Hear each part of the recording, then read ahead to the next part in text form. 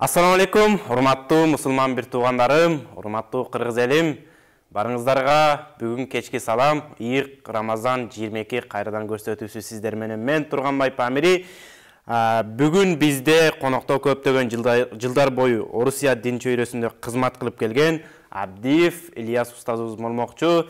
Бүгүнкү тема Орусиядагы Рамазан айы кандай өткөрүлөт деги эле чет жерде Рамазан айын кандай өткөрүшөт ошол тууралуу болмокчу. Андыктан бизден алыстабай аягына чейин көрүп, комментарий калтырып кетиңиздер. Биздин коногубуз Ильяс Хазрат. Кош келдиңиз эфирге. Кош булдук. Машалла. Айлардын султаны болгон ыйык Рамазан айында сиздер менен жолугушуп отурабыз. Деги эле телекөрүүчүлөр бүтүн кыргыз элибиз менен жүз көрүшүп отурганыбызга аябай кубанычтабыз. Барыңыздарга Алла Тааланын саламы, мээрими болсун. Туткан орозолорубузду Кудай Таалам кабыл кылсын. Барыңыздарга ыйык Рамазан айында кандай жакшы ой тилектериңиздер болсо, ошол ой тилектериңиздерге Кудай Таалам жеткирсин. Ассаламу алейкум ва рахматуллахи ва баракату. Машалла устаз, Алла разы болсун. Бүгүн биз эфирибиздин көркүн ачып, жаркылдап жайнап келип отурасыз. Кыргызстанда буйруса сиз менин билишимче буга чейин Орозо айын чет өлкөдө, чет жерде Орусия мамлекетинде өткөзүп келдиңиз. Кыргызстанда бир 2-3 жыл эле болсо керек. Кандай өткөзүп атасыз Кыргызстанда? Орусия мамлекетинде кандай тосуп элеңиз? Экөөнүн айырмачылыктары кандай болуп атат? Негизи быйылкы Рамазанды кандай тосуп алдыңыз? Кандай өзгөчөлүктөрү болуп атат? Ошол тууралуу айтып кетсеңиз кенен. Жакшы суроо экен. Алхамдулилла, быйыл 2022 жыл Рамазан айы өзгөчө айлардан болуп атат. Биз бисмилла деп баштаганда эле Рамазан айыны, таравих намазыны бүтүн Кур'ани Карим хатим менен баштадык. Бул жана Арчебишиктеги медреседе 6 күндө Кур'ани Каримди баштан аяга менин өзүмдүн досум болот, Умар Али Кары деп, ошонун артында таравих намазын окудук. Күндө ифтар ал жерде, анан тааныган билгендер ифтарга чакырышып, ал жерде жакшы сүйлөшүүлөр болуп, дин чөйрөсүндөгү инсандар менен жолугуп, баарлаштык. Аябай жакшы өтүп атат. Мен үчүн мындай Рамазан өмүрүмдө болгон, бирок мындай кызыктуу боло элек болчу. Алхамдулилла, мен ойлойм, келерки жылдары дагы да жакшы тосууга Кудай Таалам насип кылсын бизди. Эми өзгөчөлүк дей турган болсок, мындай да, мен өзүм 14 жылдан ашуун Орусия жергесинде, тагыраак айтканда, Западный Сибирь деп коет, алыскы Ханты-Мансы автономный округда имам болуп жүрдүм, мударрис болуп жүрдүм, муфтийнин жардамчысы болуп жүрдүм. Анан ал жакта өзүңөр билесиңер, биздин мигранттарыбыз бар, башка улут өкүлдөрү бар. Баарына бирдей мамиле жасап, ошолорго таалим тарбия берип, Кур'ани Каримден сабак берип жүрдүк. Кудай Таалам ошол кылган иштерибизден ыраазы болсун. Анан мындай да, Рамазандын өзгөчөлүгү ал жакта орусча айтмакчы белые ночи деп коет го. Ушундай учурларга мен туш болдум 14 жылдын ичинде. Баса ошол сөзүңүзгө болчу. Ошол белый ночь дегенди биз деле угуп келебиз да. Эми Кыргызстанда биз 14 саат турсак, дагы бир 7-14 саат ошондой оозубуз ачык эле болот. Ал жакта ошондой 21 саат орозо кармап, аягында бир ооз ачуу менен ооз жабуунун аралыгы 1 саат же 1,5 саат ушундай айырмачылыктар болуп калат экен да чынында. Ошон аябай биз үчүн кызыктуу да. Ал мындай. Жайкы айларда 21 саат, 22 саат болуп кетет. Маселен, саат 11-ден 15 өткөндө, 11:30-да ифтар кыла турган болсок, 12:30-да куптан менен, анан саат 1-де багымдат намазын окуйсуң. Ошондо биздин орозо тутканыбыз 21 саатка чейин созулуп кеткен учурлар болот. Эми чет жерде мусапырлыкты көргөн инсан Кудайга жакын болот. Биздин бир эле кыргыз улутундагы бир туугандар эмес, өзбек, тажик, башка улуттагылар деле такай мечитке келип, ошондо болсо дагы намазын калдырбай, орозосун дайыма тутуп, мечитте дайыма жамаат менен болгонго аракет жасашат да. Ошол жагы кубандырат. Анан көбүнчөсү биздин Кыргызстандан барган айрыкча мекендештерибиз балдарын эме орустардын садигине беришет, бала бакчасына, мектептер орусча болгондуктан мен айтат элем, силер мына жайкы каникулда эс алуу учурунда силер мечитке жибергиле. Анан местный ошол жердеги органдар менен сүйлөшүп, биз мечиттин астында эле лагерь ачып ошолорду эме кылчубуз. Лагерге келишчү, ал жерде өзүнүн динини, өзүнүн китебин үйрөтчүбүз да, окутчубуз. Кыргыз тилин. Кыз балдар, жаш балдар, окуучулар баары келип ошол жерде 1 ай 2 ай биз менен бирге болчу. Буну мамлекет өзү да колдочу. Ата-энелер сүйүнүшчү, анткени өзүңүз билесиз, ал жакта дайыма эле окууда болуп аткандыктан, мына орусча окуп аткандыктан мечитке келсе өзүнүн тилинде, кошумча арабча, Куран үйрөнсө жакшы да. Көбү жыл сайын бул жака келип кете албайт. Ошондуктан көбү мечитке берчү да. Жакшы, мындай диний иш-чараларды биз дайыма аткарып келебиз ал жакта. Азыркы күндө Кудайга шүгүр, кыргыз молдолорубуз чыкты, кыргыз карекелерибиз чыкты. Ал жакта дагы өздөрү имам болуп, ушундай баян айтып, жакшы акыл насааттарын айтып жүргөндөр көп. Биздин Кыргызстандан барып ажекелерибиз, устаздарыбыз барып баян өтүп жүрбөйбү? Бул дагы өтө маанилүү, өтө керектүү нерсе. Жакшы, аябай сонун, кандай сонун керемет, ошол дагы биз кубана турган, биз сыймыктана турган нерсе. Негизи эле биздин түшүнүгүбүз боюнча, кыргыздардын түшүнүгү боюнча Орусия мамлекетин капыр деп билишет, анан анча деле мусулмандар аз деп билишет. Ушул Орусия мамлекетинде мусулмандардын саны жана башка динди кармангандардын саны кандай түзөт? Көпчүлүк кайсыл тарапта көбүрөөк деп ойлойсуз? Сиз жашап келген билесиз да жакшы. Ооба, туура айтасыз. Статистика боюнча 22 миллион бар мусулмандар Россияда. 22 миллион мусулман жашайт. Анан көпчүлүк мусулмандар булар татар, башкырт улутундагылар, Кавказ улутундагылар аябай көп, чечен, ингуш. Анан биздин тажик, өзбек, казак, кыргыз деген ушундай улуттагылар аябай көп. Бир эле Дагестан республикасын ала турган болсок, ал жерде 42 улут бар. 42 улут жашайт. Баары мусулман. Ногойлор деп коебуз го. Алар биздин тилибизде кыргызча эле сүйлөшөт, алар түшүнөбүз. Татарлар дагы бул баары түркологияга киргендиктен баары бири-бирин жакшы түшүнүшөт. Мусулман динини карманышат, баары мечитке келишет. Акыркы жылдары бир эле Кыргызстан эмес, Орусияда дагы динди тутунган, дин менен жашагандар аябай көбөйгөн. Айрыкча орус улутундагылар дагы аябай динге кызыгышып, ислам динине болгон көз карашы өзгөргөн да. Бул өтө сүйүнүчтүү нерсе деп билем. Кудай таалам иншалла дайыма ушундай мусулмандардын саны көбөйөрсүн демекчимин. Кудайдан сурап кетем дайыма. Жакшы. Устаз, өзүңүз Орусия мамлекетинде канча жыл эмгектендиңиз жана ошол учурларда кандай кыйынчылыктарды көрдүңүз, кандай жеңилдиктер болду, канча жашыңыздан баштап ошол Орусия мамлекетине бул жактан барып калдыңыз? Деги эле өзүңүз бул диний окуу жайды кайсыл жактан бүтүп, кайсыл жактан барып калгансыз? Мен биринчи эле дин жөнүндө атамдан үйрөнгөн десем болот. Атам Бухарада окуган, азыркы күндө имам болуп иштейт. Ошол атамдан сабак алдым. Адан кийин Арашан айылында Куран курсунда окудум. Көптөгөн каракелерибиз менен бүгүнкү күндө Кыргызстанга дин чөйрөсүнө аябай эмгеги сиңген каракелер менен бирге окуп, ошолор менен курсташ болуп калдым. Аябай сүйүнөмүн. Алар да динге кызмат кылып атышат. Анан өзүм 21 жашымдан баштап имам болгомун.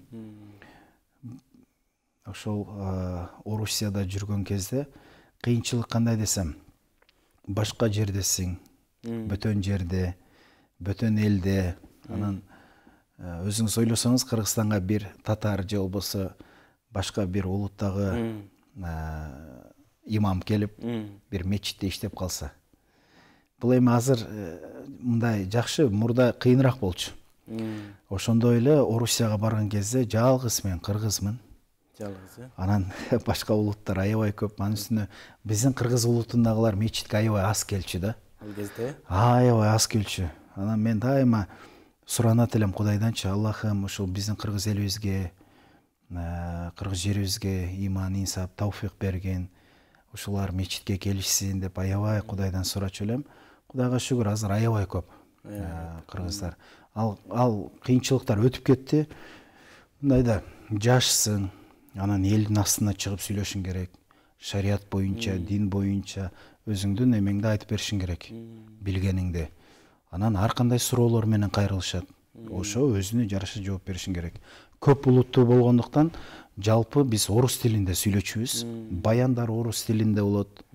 Элдер келгенде эми кыргызча сүйлөсөң алар түшүнүшпөйт. Кавказ эли такыр түшүнбөйт. Анан биз эми ортак орусча сүйлөгөнгө туура келет. Тилибиз орус тили болгондуктан орус тилинден башында аябай кыйналганмын. Түн ичинде багымда нубагына чейин китеп окуп чыккан күндөрүм болчу. Ошол элге уят болбойм, шерменде болбоймун. Эмгек, аракет катуу болуп турду. Аябай жакшы эме кылчубуз. Кылчубуз. Кудайга шүгүр, эл жакшы кабыл алышкан. Мен биринчи барган кезде эле Куран Керимден сабак берчүмүн. Анан Курандан сабак берип жаш балдарга. Анан имам болуп, анан муфтинин жардамчысы болуп ошол Сибирде мусулманчылык аткарган жерлерде 2 мечитти курдук. Кудайга шүгүр. Биз себепчи болуп ошол эки жерде мечит курдук. Аябай жакшы. Азыркы күнгө чейин имамдарыбыз иштеп атышат, сабак берип атышат. Бир мечитибизде мечит менен медресе жанаша, ошол жерде сабак берип атышат. Ал жерге ошол курулушуна себепчи болуп калдык. Өзүнчө спонсорлорду табып, ошолорду куралы деп. Антпесеңиз билесиз да, эми Орусияда бир шаардан бир шаарга барышың 300 километр эң азында эле. Бул жагы 600-700 километр кетишет. Аябай чоң да Орусия. Анан биз аракет кылчубуз, ар бир шаарда мечит болсун. Ар бир айылда мечит болсун деп аракет кылчубуз да. Ушундай. Машалла, биз билгенден убагында Шейх Чубак устаз сизди мактап калчу. Алыскы Сибир жергесинде кыргыз имамыбыз бар деп. Ал киши Сибирге келип сабак өттү эле өзү мындай барып.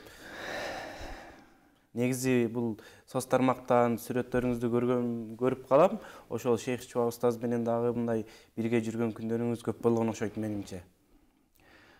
Алла разы болсун Шейх Чубак устаздан, анын жанында жүргөндөрдөн Алла Таала разы болсун. Аябай эмгеги зор. Бир эле Кыргызстанга эмес, ал кишинин артынан биз сыймыктанып жүрчүбүз. Бизде ушундай 21 кылымда ушундай күчтүү аалымыбыз бар деп. Ал киши келген бизге конок болуп, баяндарын өтүп кетти. Анан Сибирге келген кезде аябай жакшы тосуп алышты биздин балдарыбыз, окуучулар. Муфти аябай жакшы тосуп алышты. Шейх Абдушукур ажы менен Шейх Чубак ажы келип 3 күн баян өткөрүп, 3 күндө дегенде бир эле шаарда эмес, биз аракет кылдык көптөгөн шаарларга жетишели. Ар бир шаарда азыр кыргыз бир туугандарыбыз аябай көп, мекендештерибиз көп. Мен ойлогом жалаң кыргыздар эле келет деп ал кишинин сабагына. Бүт мусулман келишти.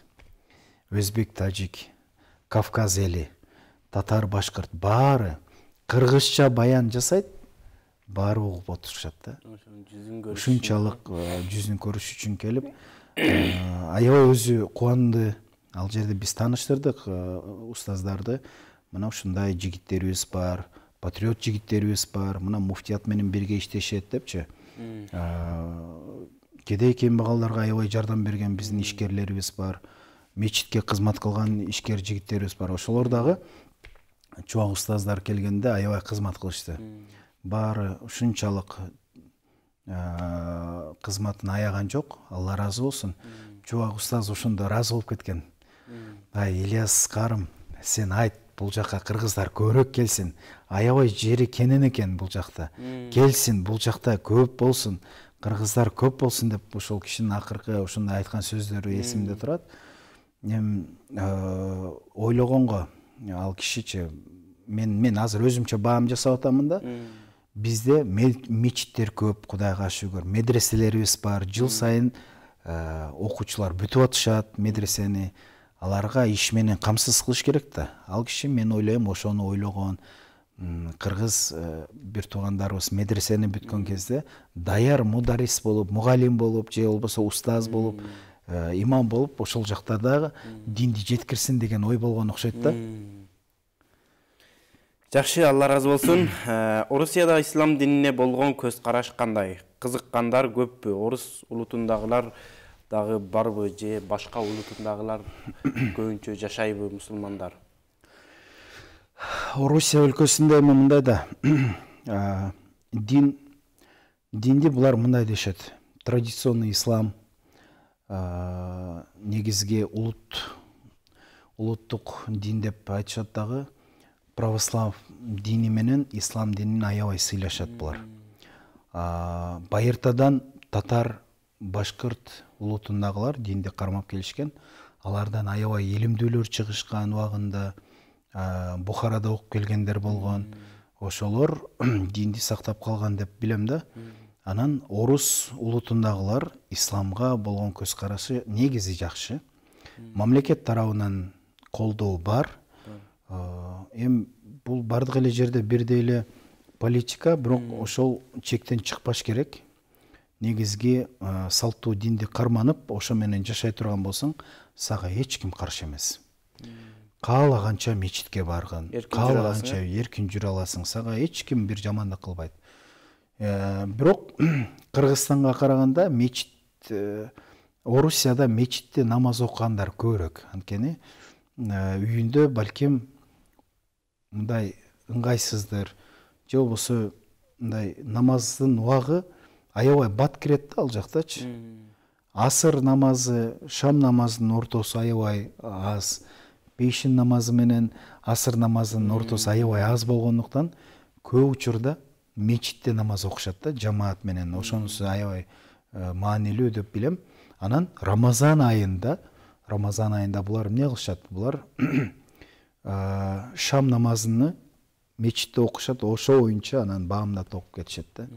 Биз аябай жакшы бир эме жөрөлгө деп койсок болот. Мен айтчу элем, урматтуу жамаат, эми биз азыр ар кимибиз үйүбүздө ифтар кыла турган болсок, шам намазына да жетишпейсиң, куптан намазына да, таравих намазга да, баамдатка да жетишпей калабыз. Андан көрө келгиле, жамаат менен мечитте ифтар кылалы, жамаат менен намаз окуйлу. Рамазан айы бул өтүп кете турган ай, өтө бат. Рамазан айында көптөгөн Алла Таала соопторду бизге айтып атат, мына сооп болот деп. Рамазан айынын кадырын билгиле. Рамазан айында жана Кур'ан-ы Керимде келет го, Лейлатул Кадр, кадыр кечеси келет. 1000 айдан жакшыраак кече бар. Келгиле ушул айды биз мечитте өткөрөлү деп ушундай айтчу элек. Кудайга шүгүр, дайыма ошол Рамазанды биз мечитте тосчубуз. Кадыр кечесини болсун, намаздарыбыз дайыма, ифтарларыбыз бар мечитте өтчү да. Машалла, Алла разы болсун.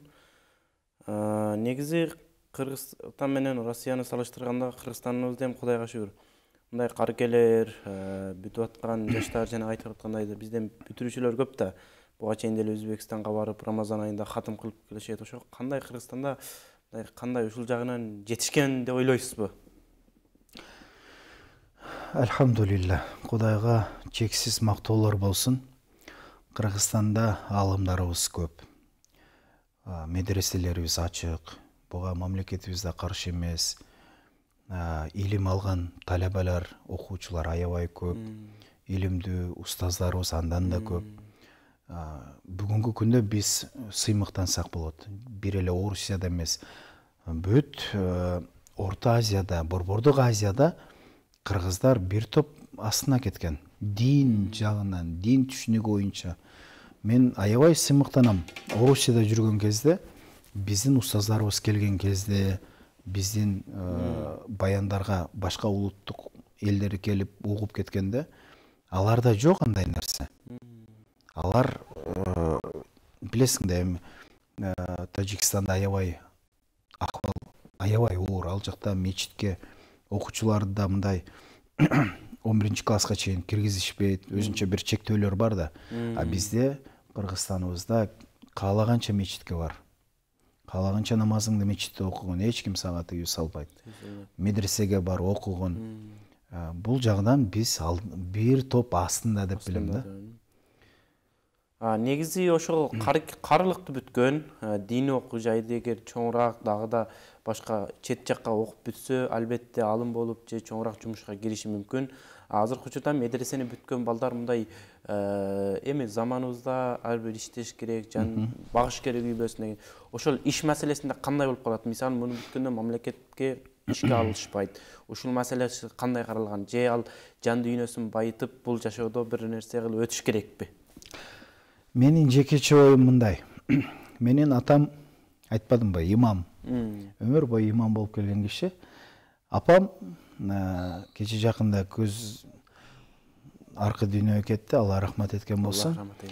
Өмүрү өткөнчө мугалим болуп, англис тилинен сабак берген.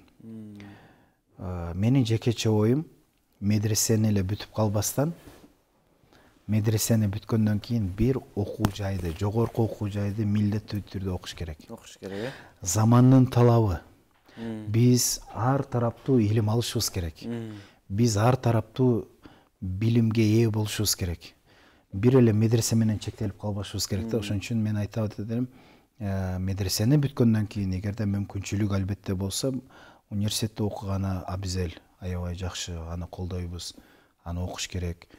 Анткени чет жакка чыккан кезде бул өтө маанилүү, өтө керектүү нерсе. Илимдүү болсоң, светтик илимди дагы алган, бул өтө маанилүү да. Ошон үчүн 21 кылымдын имамы дейбизби, 21 кылымдын диний мугалимдери бардык тараптуу болуш керек. Компьютерин да билиш керек, замандын талабын баарын аткарыш керек. Бир эле медресени бүткөн киши молдо болуп калыш кажети жок. Ал финансист, экономист, ал юрист болуш керек.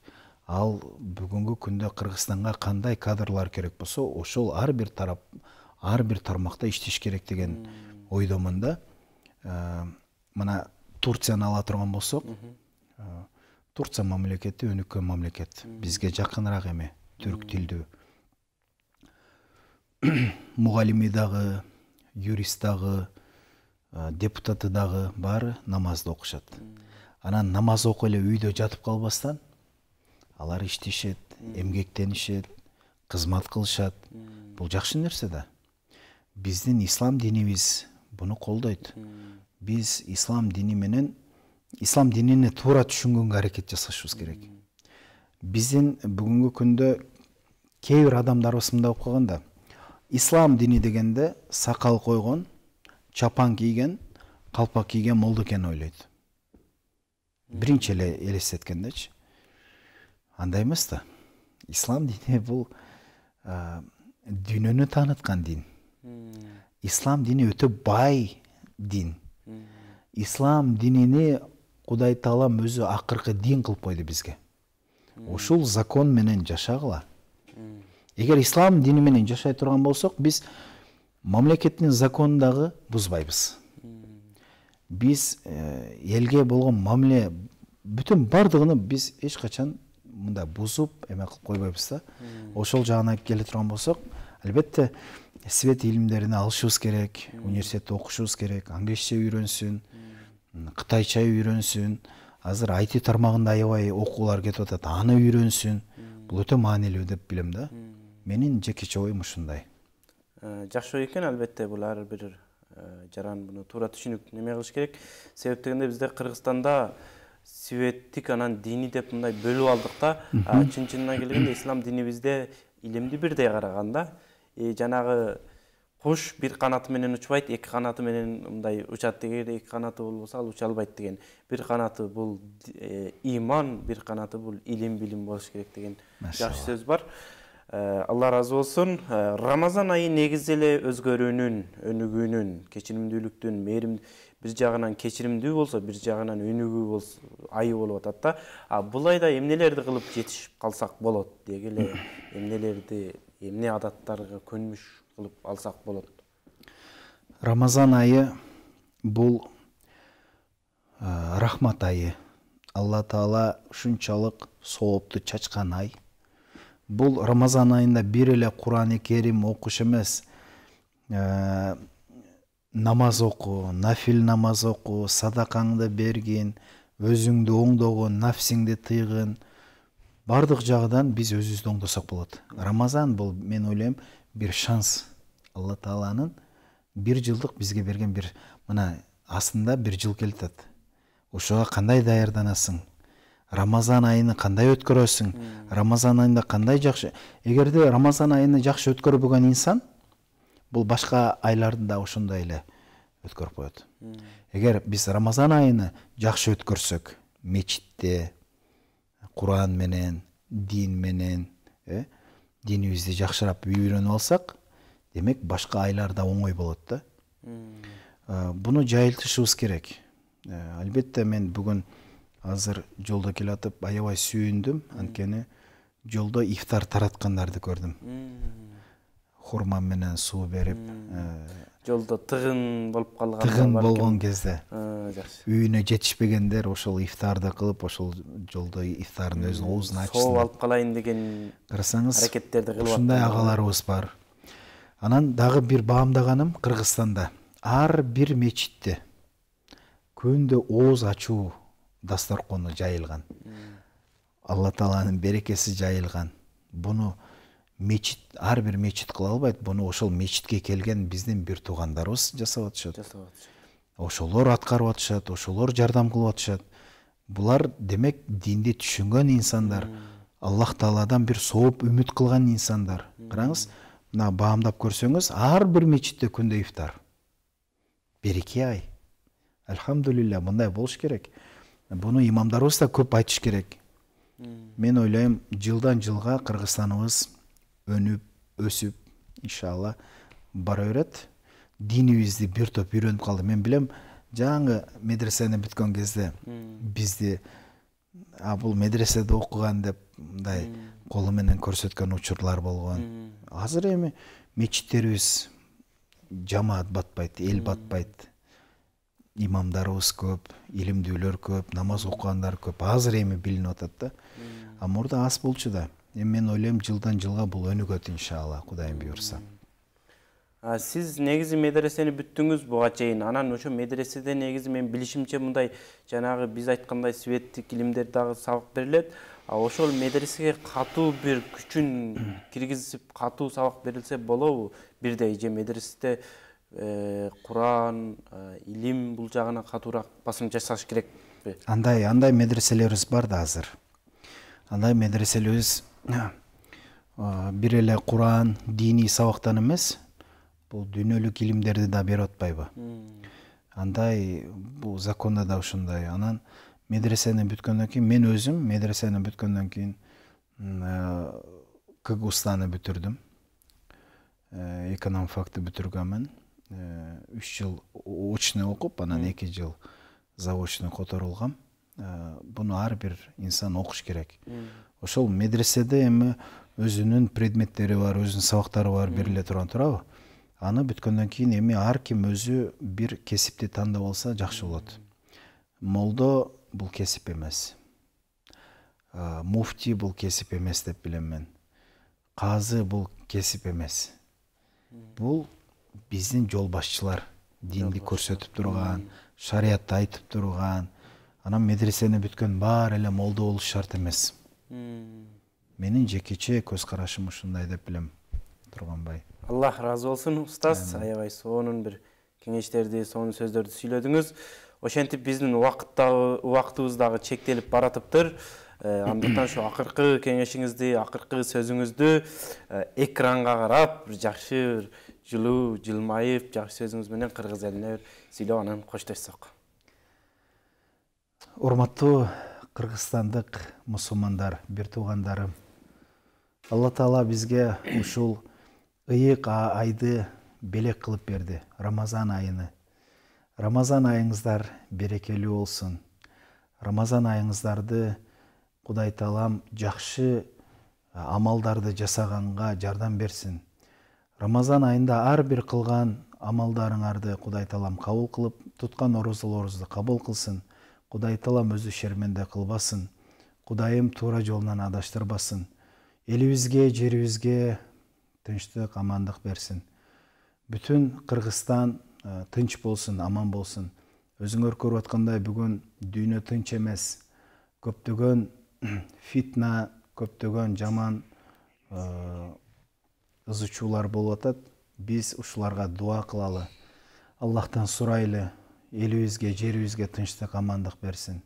Баарыңыздар аман болуңуздар. Ассаламу алейкум ва рахматуллахи ва баракату. Ва алейкум ассалам. Устаз, Алла разы болсун. Достор, бүгүн биз устазыбыз менен конокто болдук. Ильяс Хазрат болду. Өзгөчө эфир болду деп ойлойбуз. Бизден алыстабаңыздар. Күн сайын ушундай ыйык Рамазан 2022 деген телекөрсөтүүсүндө сиздер менен мен Турганбай Памир болмокчумун. Андыктан баарыңыздардын ишиңиздерге ийгилик каалайм. Орозоңуздар кабыл болсун, жакшы амалдарды кылып, жаратканга жагына бериңиздер. Ассаламу алейкум ва рахматуллахи ва баракатуху.